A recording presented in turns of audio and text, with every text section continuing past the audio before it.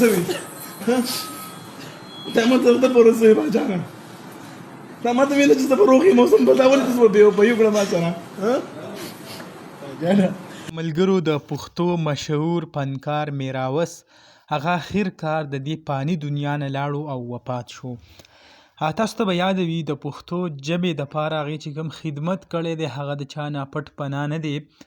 یعنی د مرګ پورې د هغې کوم خدمت چې دی هغه جاري و. که ستاسو خیال وي 2-3 میاشتې مخکې هغه چې کم بیمار شوی او کم شوګر د لاسه د هغې بیا خپګ کټ کړی شوه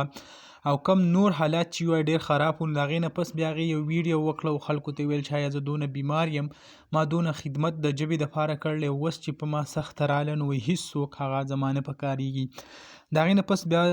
چې کوم دی حکومتي خیبر پښتونخوا د هغې خلاف چې د هغې په حق کې داسې یو اکشن واخیستو، د هغې ته چې کوم دی 15 لکه روپۍ